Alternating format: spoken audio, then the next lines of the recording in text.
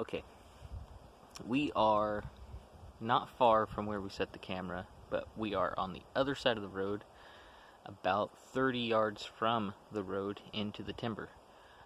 This spot is pretty special to me. I took my second bear home from this spot, and from this particular tree. I have excellent shooting lanes, good visual,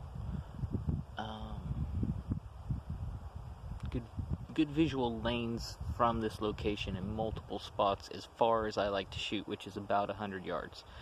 I personally like to get the bears closer than that, and the way I do it is with this.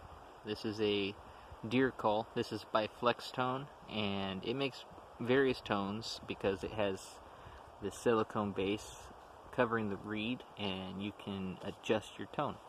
I pretty much focus mainly with the fawn distress, and the reason I do so is it's easy to get away with. You don't have to make it sound perfect. You're trying to make something sound injured or scared, and the bears want to come in and eat it. So what I'm going to do is I'm going to give a couple little demonstration calls. Always pay attention to your surroundings out here, especially if you're doing a call. I'm not set up to harvest a bear today or hunt one. I do have my self-defense weapon on me, but I would rather not try to use that on a bear in this situation.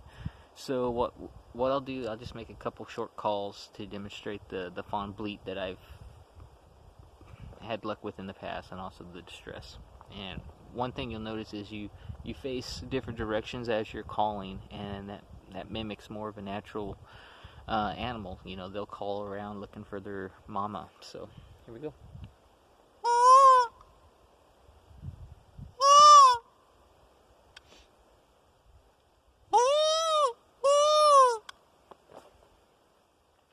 So that's just the bleat type sound, or the lost fawn call that I think it's a lost fawn. I don't speak fawn, so, but it works. So, and then here's the distress that I like to do. This one goes out a little further. I give it a little bit of shaking at the lips to mimic more of a distress vocalization.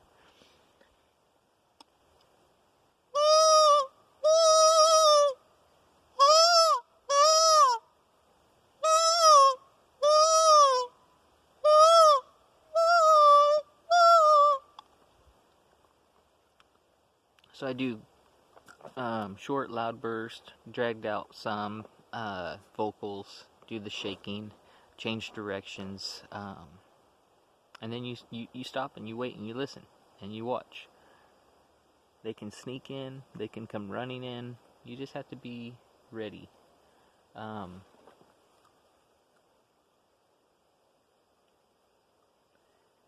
know, I prefer to come out with people when I do bear hunting.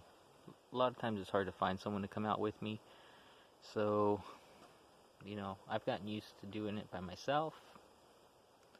I mean, all these things are funner to share these experiences with others. I guess that's part of the reason why I'm going to try to start doing videos of this stuff. Anyway, I suggest this Flextone if you decide you want to try giving bear calling a shot. I mean, it works also well for cougar, coyote. If you're in the places that have wolves, it would probably work for wolves. But it's, you know, for the price, it's a good tool. This is my second one. It seems like the silicone does, after a few winters and being flexed on over and over, they do start to crack. This one's developed a crack right there. Also, another tip for these things is in the wintertime, they seem to work better when they're warmed up. They flex better, so I hang it around my neck, drop it down my shirt, keep it warm. And you know, also another issue is condensation. So, you know, breathing through it, especially when it's cold outside, they start condensating, the reed gets wet, it doesn't want to work. But I think that's a problem with any reed system. So it's something you just can't avoid. You have to take breaks. You know, in between sets, I shake it out, dry it on my shirt, take the reed out and wipe it off on my shirt, just to help, you know, extend my calling sessions. So Yep, Flextone, silicone Flextone, distress phone calls. Give it a shot.